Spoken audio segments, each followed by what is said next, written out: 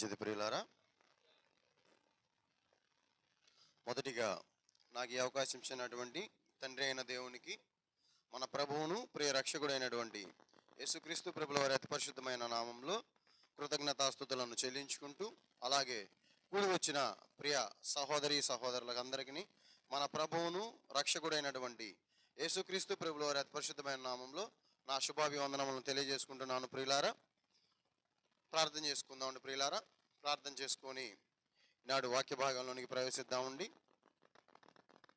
కృపగల దేవ, సర్వాధికారి, సర్వమును సృజించిన మా ప్రియ పరలోకపు తండ్రి, నీ ఘనమైన శ్రేష్టమైన ఉన్నతమైన నామమునకు మీ ప్రియ కుమారుడు మా ప్రభువును ప్రియ రక్షకుడైనటువంటి యేసుక్రీస్తు ప్రభుల వారి అతి పరిశుద్ధమైన నామంలో మీకు కృతజ్ఞతాస్తుతులను చెల్లించుకుంటున్నాము. తండ్రి అయా, మీ పక్షమున నిలబడిన తండ్రి, మీ మాటలను ప్రకటించుండగా నా తండ్రి, నా ప్రభువ, నా సొంత ఉద్దేశాలను చెప్పక అయా ఆత్మానుసారముగా ఆలోచించిన తండ్రి, మీ ఆత్మ నడిపింపు ద్వారా నా తండ్రి, నా ప్రభువ, మీ యొక్క సత్యమైన మాటలను సత్యంగా చెప్పుటకు నా తండ్రి సహాయం దయచేస్తారని నమ్ముతూ తండ్రి, చెబుతున్నటువంటి నాకు సమయోచితమైన జ్ఞానమును, పరిశుద్ధాత్మ దేవుని యొక్క అన్యోన్య సహవాసమును, నడిపింపును సహాయముగా దయచేస్తారని నమ్ముతూ తండ్రి, వించినటువంటి మీ బిడ్డలకు తండ్రి, నా ప్రభువ, వినగల చెవులు, గ్రహింపగల మనసును దయచేస్తారని నమ్ముతూ తండ్రి, ఈ చిన్ని ప్రార్థనను ప్రభు యేసుక్రీస్తు ప్రభుల వారి అతి పరిశుద్ధమైన నామంలో మిక్కిలి వినయంతో మిమ్మల్ని అడిగి విన్నవించుకుంటున్నాము మా కన్న తండ్రి, ఆమేన్. మంచిది ప్రియులారా, వాక్య భాగంలోనికి మనము ప్రవేశిద్దామండి. ఎక్కువసేపు అయితే చెప్పను, కొద్ది నిమిషాలు మాట్లాడుకుందామండి ప్రియులారా. వాక్య భాగాన్ని ధ్యానించుకుందామండి. దేవుని యందు ప్రియ సహోదరి సహోదరులారా, క్రీస్తు వారి దైవత్వం విషయంలో ఎన్నో అపోహలు, ఎన్నో అనుమానాలు ప్రస్తుత సమాజంలో మనకు కనపడుతున్నాయి ప్రియులారా. అయితే క్రీస్తు వారు అసలు ఉన్నవాడా, పరలోకంలో పుట్టినవాడా, లేదు ఈ భూమి మీదకి స్త్రీ యొక్క జననం ద్వారా పుట్టినటువంటి వ్యక్తిగా సమాజం పలు కారణాల ద్వారా, పలు ఆలోచనల్లో ప్రస్తుత సమాజం బ్రతుకుతూ ఉంది ప్రియులారా. అయితే క్రీస్తువారు ఉన్నవారు, అంతకుముందు క్రీస్తువారు నిత్యత్వంలో ఆత్మరూపిగా ఉన్నవారు అని అనేకమైన లేఖనాలు మనకు తారసపడుతున్నప్పటికీ మనిషి ఆ యొక్క లేఖనాలను అర్థం చేసుకునే స్థితిలో లేక, ఆ యొక్క లేఖనాలను అపార్థం చేసుకునే స్థితిలోకి వెళ్ళిపోతున్నాడు ప్రియులారా. మూలవాక్యాలను గమనించకుండా, మూలవాక్యాలను ధ్యానించకుండా, బైబిల్లో రాయబడినటువంటి మాటలను రాయబడినట్టుగా తీసుకుంటూ అపార్థాలకు దారి తీసేటువంటి దారిలో వెళ్ళిపోతున్నారు. ఇటువంటి పరిస్థితిలో ప్రభువైన యేసుక్రీస్తు వారు ఒక మాటలను మాట్లాడుతున్నారు ప్రియులారా. క్రీస్తు వారు మరియు శిష్యులు ఒక ప్రాంతానికి వెళ్ళినప్పుడు క్రీస్తు వారు వారిని శిష్యులను అడుగుతూ ఉంటాడు, జనులు నా గురించి ఏం మాట్లాడుకుంటున్నారు అని. నాకెందుకో ఈ వాక్యము నేటి సమాజానికి సరిపోతుందని నా యొక్క ఆలోచన ప్రియులారా. ఆనాడు క్రీస్తు వారు చేసినటువంటి అద్భుత కార్యాలను చూస్తున్నటువంటి శిష్యులను, అద్భుత కార్యాల ద్వారా మేలులు పొందినటువంటి మనుషులు ఆనాడు క్రీస్తు వారితో పాటు ఉన్నారు. అయితే ఆయన చేస్తున్నటువంటి అద్భుత కార్యాలను అనుభవిస్తూ, ఆయన చేసినటువంటి మేలులను పొందుకుంటూ, ఆయన గురించి తెలుసుకున్నటువంటి మూర్ఖపు స్థితిలో ఉన్నారు ప్రియులారా. మూర్ఖుల్లా తయారయ్యారు జనులు. ఎందుకంటే మాకు మేలు జరుగుతుంది కదా, ఇక మేము ఆనందంగానే ఉన్నాం కదా, మేము సుఖంగానే ఉన్నాం కదా, ఆయన ఎవరైతే మాకెందుకు, మాకు జరగవలసినటువంటి ఆలోచన, మాకు జరగాల్సినటువంటి జరుగుతున్నటువంటి మేలులు మాకు సరిపోతాయి, ఎవరు చేస్తే ఏమైందిలే అనేటువంటి ఒక మూర్ఖత్వపు ఆలోచనలో సమాజం బ్రతుకుతుంది ప్రియులారా. అయితే మరి ఆ మహానుభావుడికి ఎందుకు వచ్చిందో కానీ, ఆయనే నా పక్కన తిరుగుతున్నటువంటి నా యొక్క మనుషులకు, లేదా నన్ను అర్థం చేసుకున్నటువంటి నా పక్కన తిరుగుతున్న నా శిష్యులకు నేను ఎంతవరకు అర్థమయ్యానో దాన్ని తెలుసుకోవడానికి ఒక క్వశ్చన్ అడుగుతున్నారు ప్రియులారా. ఒకసారి ఆ మాటలను మనం ఆలోచిద్దామండి. గారు రాసినటువంటి సువార్త 16వ అధ్యాయము 13వ వచనం నుంచి 19 వచనాలు ఒకసారి ఆలోచిద్దాం ప్రియులారా. యేసు ఫిలిప్పుదైన కైసరయ ప్రాంతమునకు వచ్చి, మనుష్య కుమారుడు ఎవడని జనులు చెప్పుకొనుచున్నారని తన శిష్యులను అడగగా దేవుని ప్రియ సహోదరి సహోదరులారా, క్రీస్తు ప్రభువు వారు అనేక మంది ఆ కైసరయ ప్రాంతాల్లో ఉన్నటువంటి ఆ ప్రాంతాలకు వచ్చినప్పుడు పరిచర్య నిమిత్తమై అక్కడ శిష్యులు ఉన్నారు. శిష్యులైనా జనం కూడా ఉండుంటారా? జనం కూడా ఉంటారు. క్రీస్తు ప్రభువు వారు జనులను వాక్యం చెప్తూ లేదా బోధ చేస్తూ జనులను కూడా అడగొచ్చు కదా ఈ క్వశ్చన్. నేను ఎవరని మీరు అనుకుంటున్నారు? నా ద్వారా మేలు పొందుతున్నారు కదా, నా ద్వారా ఎన్నో అద్భుత కార్యాలు మీరు చూస్తున్నారు కదా, మరి ఇన్ని అద్భుత కార్యాలు నా ద్వారా ఇన్ని మేలులు పొందుకుంటున్నాను మీరు నేను ఎవరని ఎప్పుడన్నా ఆలోచించారా అని జనులను అడగవచ్చు కదా. ఈ ఆలోచన ఎప్పుడన్నా వచ్చిందా మనకి? క్రీస్తు ప్రభువుల వారు అనేకమైనటువంటి మనుషులకు ఎన్నో రకాల స్వస్థతలు, అత్తగారి విషయం అయితే కానివ్వండి, మరియమ్మ గారి సహోదరుడు గురించి కానివ్వండి, రక్తస్రావం జరుగుతున్నటువంటి స్త్రీని గురించి కానివ్వండి, ఊసకాళ్ళతో ఉన్నటువంటి మనుషులు కానివ్వండి, ఎన్నో ఎన్నో ఎన్నో ఎన్నో అద్భుతమైన కార్యాలు చేశారు క్రీస్తు ప్రభువుల వారు సమాజంలో. కానీ ఎప్పుడు జనులను నా గురించి మీరు ఏమనుకుంటున్నారు అని ఎప్పుడన్నా అడిగారా? మీరు పొందినటువంటి మేలులు ఇలా పొందానని ఎవరితో చెప్పొద్దు అని అన్నారు. మీరు పొందినటువంటి మేలుల గురించి అనేకులకు చెప్పండి అని కూడా కొన్ని చోట్ల మాట్లాడటం జరిగింది. అయితే ఆయనతో ఉన్నటువంటి శిష్యులను ఆయన అడుగుతున్నారు, మనుష్య కుమారుడు ఎవరని మీరు అనుకొనుచున్నారు?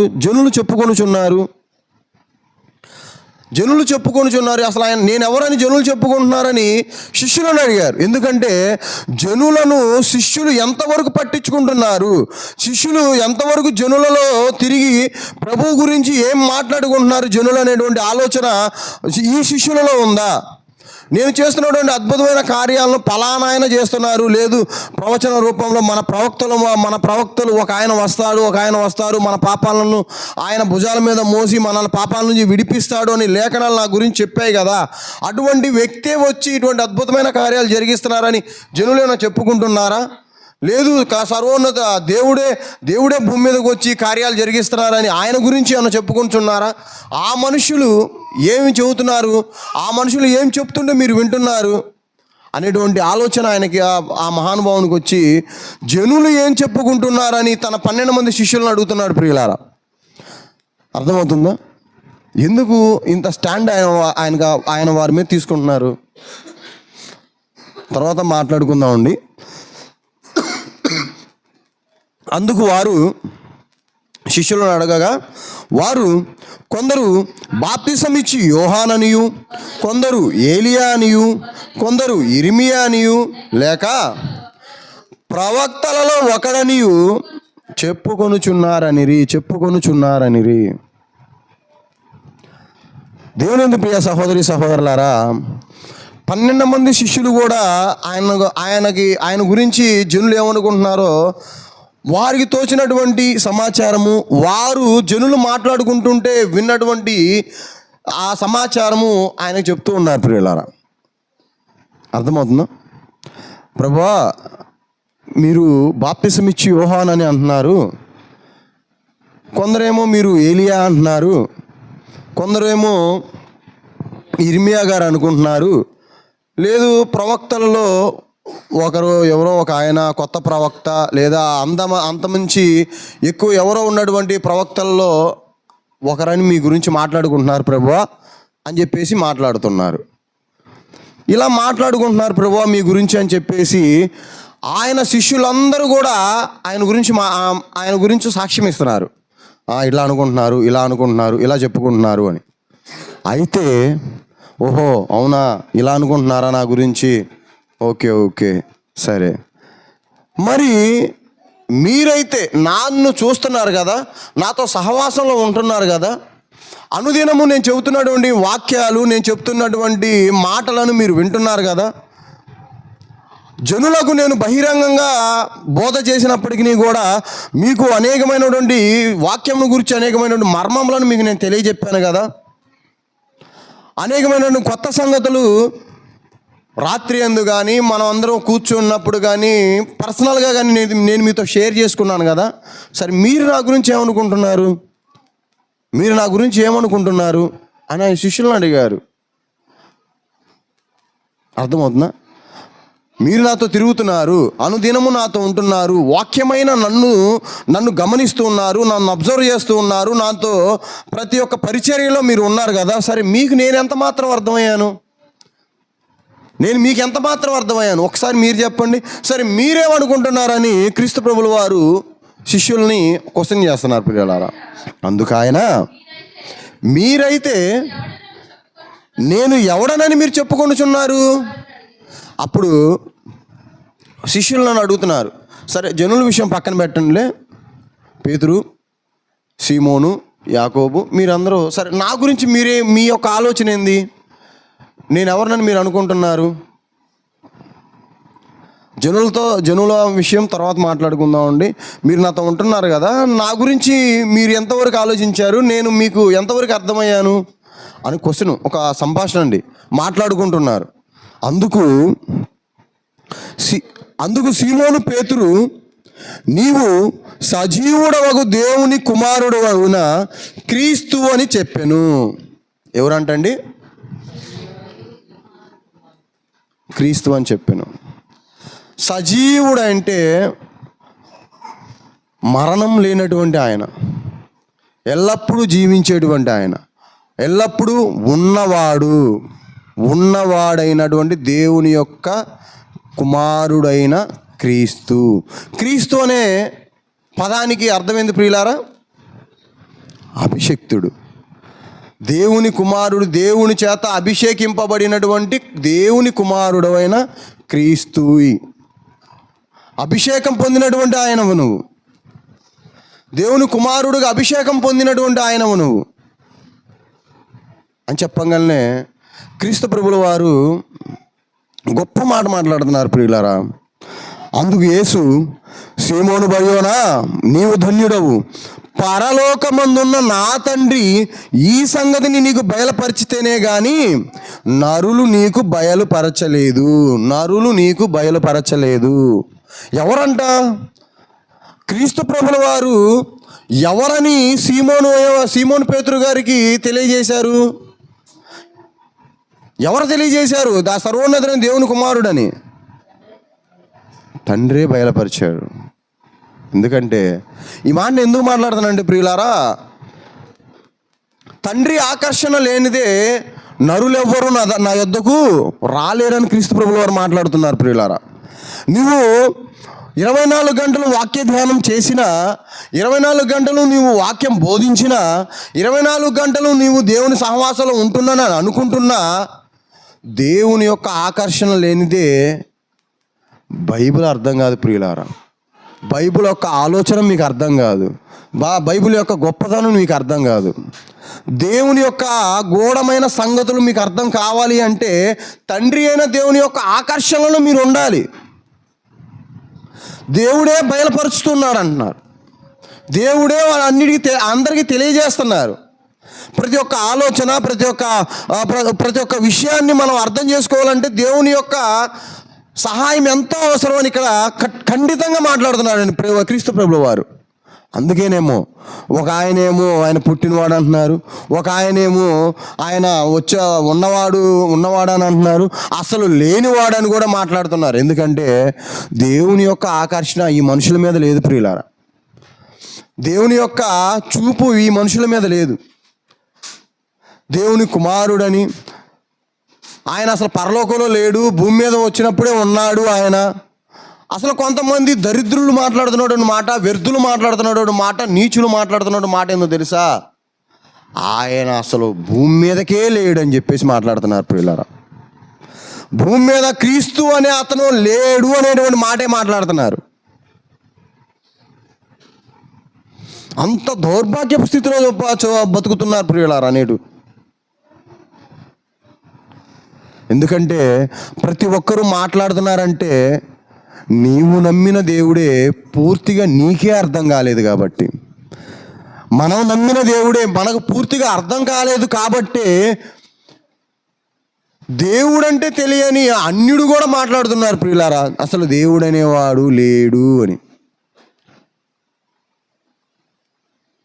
సొలొమోను గారు అంటారు ఒక మాట, ప్రభువా అధికమైన ధనము సంపద నాకు ఇస్తే తిని ఒళ్ళు మరచి దేవుడు ఎవడు అని నేను అంటానేమో, దేవుడు ఎవడని నేను అంటానేమో, నాకు ఒళ్ళు జాగ్రత్తగా ఉండటానికి, కళ్ళు నెత్తికెక్కకుండా ఉండటానికి నాకు మంచి జ్ఞానాన్ని దయచేయ్యా, నిన్ను తెలుసుకునే శక్తిని దయచేయ్యా అని జ్ఞాని అయిన సొలొమోను గారు ఆయన ప్రార్థనలో మాట్లాడుతుంటాడు ప్రియులారా.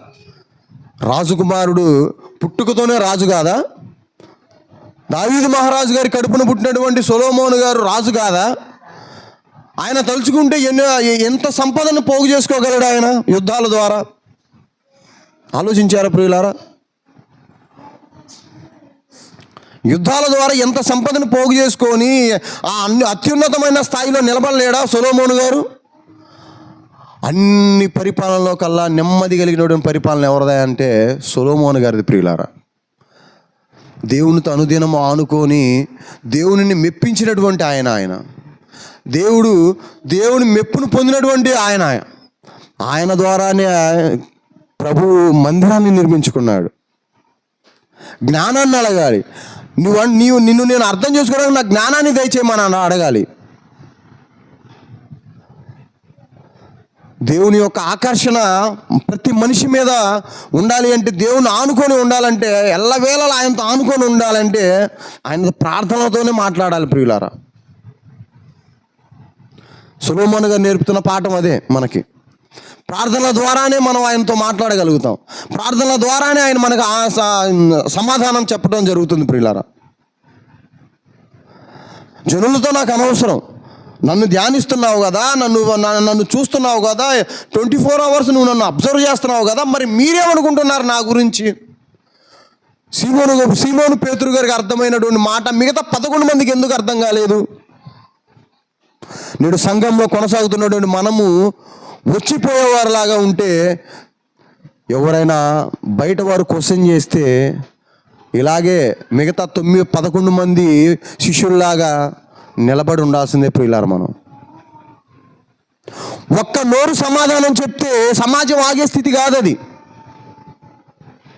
నువ్వు ఇన్నాళ్ళు దేవుని మందిరానికి వెళ్తున్నావు కదా, దేవుని మాటలు వింటున్నావు కదా, ఏం నేర్చుకున్నారు నీ గురించి అని అడిగితే ఏం చెప్తారు? మా సేవకుడు చెప్తుంటే వినేసి బయటికి పోగానే వదిలేసి వెళ్ళిపోతున్నావు అని చెప్తావా? 12 మంది శిష్యులు ఉంటే ఒక్క ఆయన నోరు తెరిచి నీవు సర్వోన్నతుడైన దేవుని కుమారుడు అని చెప్తున్నాడంటే ప్రియులారా, మిగతా 11 మంది పరిస్థితి ఏంటి ఎప్పుడన్నా ఆలోచించారా? ఆ 11 మంది శిష్యులకు ఆయన ఏం అర్థమయ్యాడు ఆలోచించారా? సీమోను బర్యోనా, నీవు ధన్యుడవు, పరలోకమందున్న నా తండ్రి ఈ సంగతి నీకు బయలుపరిచేనే కానీ నరులెవరు నీకు బయలుపరచలేదు. అంటే క్రీస్తు వారిని గూర్చినటువంటి జ్ఞానాన్ని బయలుపరిచే శక్తి ఎవరికాడ ఉందయ్యా అంటే ఎవరి దగ్గర ఉంది ప్రియులారా? తండ్రి అయిన దేవుని దగ్గర. తండ్రి అయిన దేవుని యొక్క ఆకర్షణలో మనం ఉంటేనే క్రీస్తు వారి నిత్యత్వపు స్థితి, క్రీస్తు వారి దైవత్వపు స్థితి, క్రీస్తు వారు నరునిగా కుమారునిగా భూమి మీదకి ఎందుకు వచ్చాడు అటువంటి ఆలోచనలు మనకు తెలుస్తాయి ప్రియులారా, మనకు అర్థమవుతాయి. దేవుని ఆకర్షణ లేనిదే ఏమీ అర్థం కాదు ప్రియులారా. ఎందుకంటే ఆ యొక్క ఆలోచనను అలా అర్థమయ్యేటువంటి స్థితిని మనలను చేసినటువంటి మన తండ్రి వల్లే అవుతుంది కానీ మనలను కన్నటువంటి భౌతిక సంబంధం కలిగిన తల్లిదండ్రుల వల్ల కానీ, భౌతిక సంబంధమైనటువంటి అన్నదమ్ముల వల్ల కానీ, భౌతిక సంబంధమైనటువంటి అక్కచెండ్రుల వల్ల కానీ, అన్న చెల్లెల వల్ల కానీ తెలియదు, రాదు ప్రియులారా. ఆ జ్ఞానము ఆత్మ సంబంధం కలిగినటువంటి తండ్రి వలనే సాధ్యమవుతుంది. క్రీస్తు ప్రభుల వారు ఎవరు, క్రీస్తు ప్రభుల వారు ఎక్కడున్నారు, క్రీస్తు ప్రభుల వారు ఎప్పుడు వచ్చారు, రావడానికి గల కారణాలేంటి, ఎన్నో ఎన్నో ఎన్నో క్వశ్చన్స్ ఉన్నాయి మనకి బైబిల్లో. ఎన్నో ప్రశ్నలను మనలను ఎదుర్కొంటూ ఉంటాయి. మనం ఆ ప్రశ్నలన్నిటికీ తెల్లమొహాలు వేసుకుని నుంచుంటామే తప్ప ఏ రోజైనా ఈ ప్రశ్నకు సమాధానం ఏడుందని మనం ఎప్పుడు బైబిల్ తెరిచి ఆలోచించేటువంటి సమయం కూడా మన దగ్గర ఉండదు ప్రియులారా. అందుకు యేసు, సీమోను బర్యోనా, నీవు ధన్యుడవు, పరలోకమందున్న నా తండ్రి ఈ సంగతిని నీకు బయలుపరిచేనే గాని నరులు నీకు బయలుపరచలేదు. మరియు నీవు పేతురవు, ఈ బండ మీద నా సంఘమును కట్టుదును, ఈ బండ మీద నా సంఘమును కట్టుదును. అప్పుడు సంఘస్థాపన జరగలేదు కదా ప్రియులారా. అందుకే సీమోను బర్యోనా, నీవు ధన్యుడవు. పేతురు అనే పదానికి అర్థం ఏందో ఒకసారి ఆలోచిస్తారా ప్రియులారా? కింద మూల భాషలోకి వెళ్తే రాయి. పేతురు అనే శబ్దమునకు రాయి అని అర్థం. రాయి అంటే దాన్ని ముక్కలు అవుతుంది.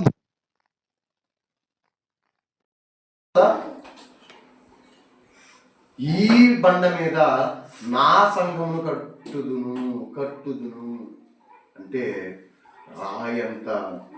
ఈ బండ మీద అంటే, ఈ బండ అంటే ఏంటి ప్రియులారా? అక్కడ క్రీస్తు ప్రభుల వారు ఈ బండ మీద నా సంఘమును కట్టుదును, ఈ బండ మీద నా సంఘమును కట్టుదును. ఎప్పుడన్నా ఆలోచించారు ఈ పదాన్ని? ఏంటిదండి అంటే అది ఏంటిది ప్రియులారా? నిజమైన దృఢమైనటువంటి విశ్వాసం. రాయి పగలగొట్టలేనంత దృఢమైనటువంటి విశ్వాసం మీద ఈ సంఘాన్ని కట్టాడు ఆయన. మనకు ముందుగానే హింటిస్తున్నాడు. ఈ బండ మీద నా సంఘము కట్టుదు అంటే నీవు సజీవుడు అయిన దేవుని కుమారుడు అయిన క్రీస్తు అని నేను దృఢంగా నమ్ముతున్నాను. బల్లగుద్ది రాయిలాగా బల్లగుద్ది చెప్తున్నాను, బండలాగా బల్లగుద్ది చెప్తున్నాను, నీవు సర్వోన్నతుడైన దేవుని కుమారుడవు. ఎస్, ఈ బండ మీద నా సంఘాన్ని కడుతున్నాను పేతురు. ఈ స్థిరమైనటువంటి ఈ దృఢమైనటువంటి విశ్వాసం మీద నా సంఘాన్ని కడుతున్నానని క్రీస్తు ప్రభువు మాట్లాడుతున్నారు ప్రియులారా. ఈ బండ మీద అనగానే సమాజంలో ఉన్న మాట ఏంటో తెలుసా? ఒక ఆయనేమో క్రీస్తు అని, ఒకళ్ళేమో పేతురు గారు అని. పేతురు గారి మీద సంఘం కట్టడానికి ఆయన ఏమన్నా నేల? పేతురు గారి మీద సంఘం కట్టడానికి ఆయన ఏమన్నా దృఢమైన మెట్ట భూమి? క్రీస్తు ప్రభుల వారి మాటలు చాలా గూఢభావంతో ఉన్నాయి ప్రియులారా, చాలా మర్మంతో కూడినటువంటి మాటలు ప్రియులారా. అందుకే అనేకమైన మాటలను, ఎన్నో విడదీయలేనటువంటి మాటలను, ఎన్నో అర్థం కానిటువంటి మాటలను 12 మంది శిష్యులకు సాయంకాలం పూట కూర్చొని మాట్లాడుకున్నారు ప్రియులారా. అర్ధరాత్రి వేళ డిస్కషన్ జరిగేది వాళ్ళకి. అంత డిస్కషన్లో కూడా ఏం అర్థం చేసుకున్నారు మీరు నా గురించి క్వశ్చన్ చేస్తా ఉన్నారు. ఎందుకు అడగాల్సి వచ్చింది? ఆయన బాగానే తిరుగుతున్నారు. మనిషి కుమారుడు మరణానికి అప్పగింపబడటానికి ఇక కొన్ని దినాలే ఉన్నవి. అసలు వీళ్ళలో నా గురించి అసలు వీళ్ళలో ఏం మాట్లాడుకుంటున్నారు, నా గురించి వీళ్ళకి ఏం అర్థమైంది అనేటువంటి ఆలోచన మహానుభావుడికి వచ్చినట్టుంది ప్రియులారా. మీరేమనుకుంటున్నారని అడిగితే ఒక్క ఆయన చెప్పాడు సమాధానం, నీవు సర్వోన్నతుడైన దేవుని కుమారుడు, నీవు సర్వోన్నతుడైన దేవుని కుమారుడు అయిన క్రీస్తు అని. మరి వందలాది మంది సంఘాల్లో ఉంటారు కదా, 12 మందిలోని ఒక్క ఆయన తేలితే వేల మంది సంఘాల్లోకి వెళ్తూ ఉంటారు. వేల మంది ఉన్నటువంటి సంఘాలు ఉన్నాయి. మరి ఆ సంఘంలో ఉన్నటువంటి విశ్వాసుల పరిస్థితి ఏంటి ప్రియులారా? ఎంతవరకు ఆయన అర్థమయ్యారు? ఆలోచించారు ఎప్పుడన్నా? ఒకరినొకరిని పలకరించుకోవడానికే సమయం ఉండదు ఆ సంఘాల్లో. ఒకరినొకరిని పరామర్శించుకోవడానికే టైం ఉండదు ఆ సంఘాలు. నువ్వు ఎలా ఉన్నావు అని ఒక సేవకుడు, ఒక విశ్వాసం అడిగే టైం ఉండదు ఆ సేవకుడికి. మరి మీ బ్రతుకులేంటి? నేను అడుగుతూ ఉన్నాను ఇప్పుడు. మీ బ్రతుకులు ఎలా ఉన్నాయి? మీ విశ్వాసం ఎలా ఉంది క్రీస్తులో? ప్రాణం పెట్టినటువంటి క్రీస్తు వారి విషయంలో మీ యొక్క విశ్వాసం ఏ స్థితిలో ఉందో ఒకసారి ఆలోచించండి ప్రియులారా. ప్రతి ఆదివారం మందిరానికి వెళ్తూ ప్రతి ఆదివారం దేవుణ్ణి ఆరాధిస్తున్నాం అనుకున్నటువంటి భ్రమలో బ్రతుకుతున్నటువంటి అల్ప విశ్వాసుని నేను అడుగుతున్నాను. మీరు నిజమైన విశ్వాసులని మీరు అనుకుంటూ ఉంటే క్రీస్తు వారు మీకు ఎంతవరకు అర్థమయ్యారు, క్రీస్తు వారికి తగినటువంటి ఆ బ్రతుకు మీరు ఎంతవరకు బ్రతుకుతున్నారో ఒకసారి ఆలోచించండి.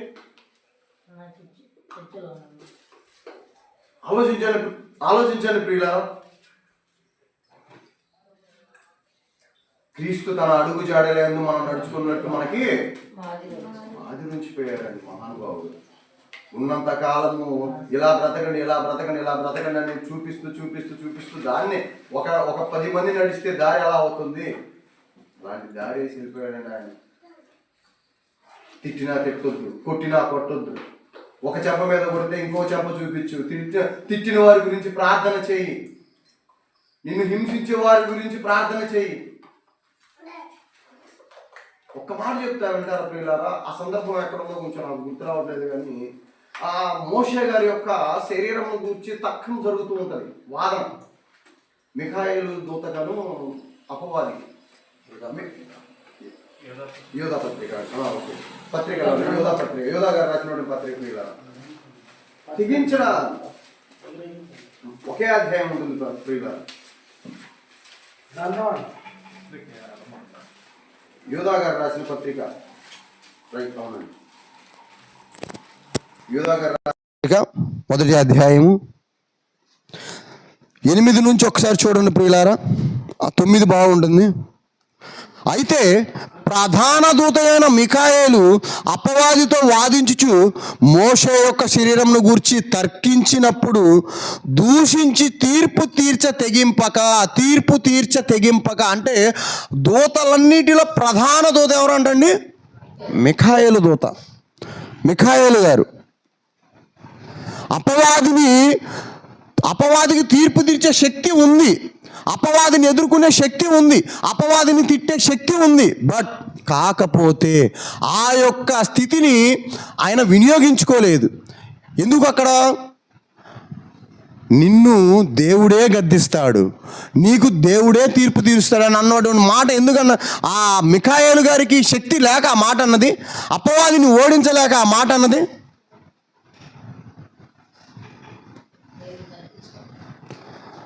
దూత, ప్రధాన దూత, అన్ని దూతలలో కల్లా ప్రధానమైనటువంటి దూత, ది నెంబర్ 1 ప్లేస్లో ఉన్నటువంటి మిఖాయేలు గారు తగ్గించుకున్నారండి,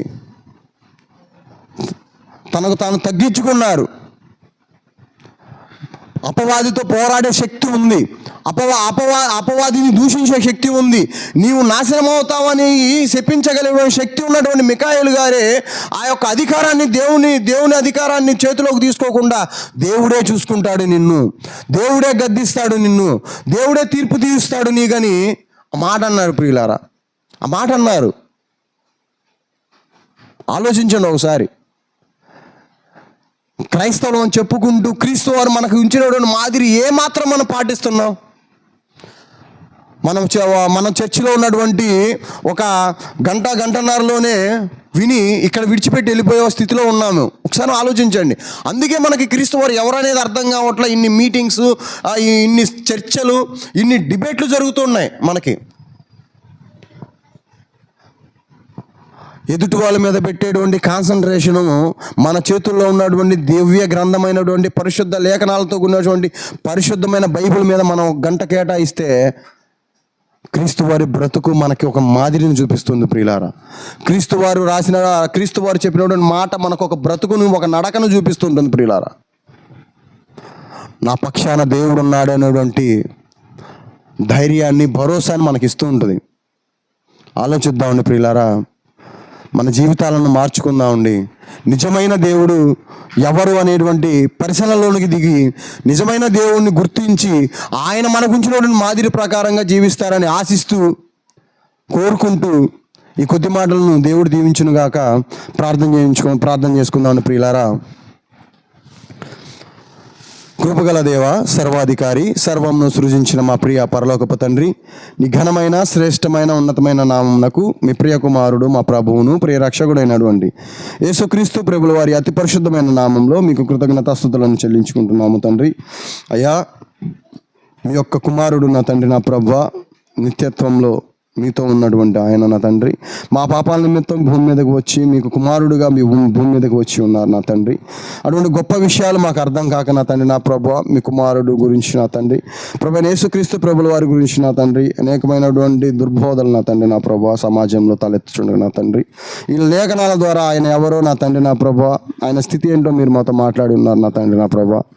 అయ్యా, మీ పరిశుద్ధ లేఖనాలను ధ్యానించుతూ నా తండ్రి, అయ్యా, మీ కుమారుని యొక్క గొప్పతనాన్ని మేము తెలుసుకుంటాం నా తండ్రి, మీరు సహాయం చేసినందుని బట్టి తండ్రి మీకు కృతజ్ఞతాస్తుతులను చెల్లించుకుంటూ తండ్రి, అయ్యా, ఈ భూమి మీద మీ కుమారుడు మా కొరకు ఉంచినటువంటి మాదిరి ప్రకారం నా తండ్రి, అయ్యా, మీరు జీవించడానికి సహాయం దయచేస్తారని నమ్ముతూ తండ్రి, మీ కుమారుడి మీద ఉన్నటువంటి ఎన్నో అపోహలు నా తండ్రి, నా ప్రభా, తీసివేసి మీ కుమారుని కొరకు నా తండ్రి, నా ప్రభా, పోరాడే బిడ్డలుగా ఉండడానికి సహాయం దయచేస్తారని నమ్ముతూ తండ్రి, అయ్యా, విన్నటువంటి ఈ మాటల తండ్రి వారి హృదయాల్లో 100 వంతులుగాను 1000 వంతులుగాను నా తండ్రి, నా ప్రభా, ఫలింపజేస్తారని విశ్వసిస్తూ, అలాగే తండ్రి చెప్తున్నాడు అని నేను భ్రష్టుడనైపోక నా తండ్రి, నా ప్రభా, మీ మాటల ప్రకారం నా తండ్రి, అయా, ఎక్కడున్నాను నా తండ్రి, ఏం చేస్తున్నా నా తండ్రి, నా ప్రభా, మీ మాటలు ధ్యానించేటువంటి బిడ్డలుగా ఉండడానికి సహాయం దయచేస్తారని నమ్ముతూ తండ్రి, అయా, విన్నటువంటి మాటలు, చెప్పినటువంటి మాటలు నా తండ్రి, నా ప్రభా, వారి యొక్క హృదయాల్లో నా తండ్రి, నా ప్రభా, ఫలింపజేస్తారని విశ్వసిస్తూ తండ్రి, అయా, ఈ చిన్న ప్రార్థన ప్రభు యేసుక్రీస్తు ప్రభుల వారి అతి పరిశుద్ధమైన నామంలో మిక్కిలి వినయంతో మీకే సమర్పిస్తున్నాము మా కన్న తండ్రి. ఆమెన్. మంచిది ప్రియులారా, అందరికి వందనాలండి.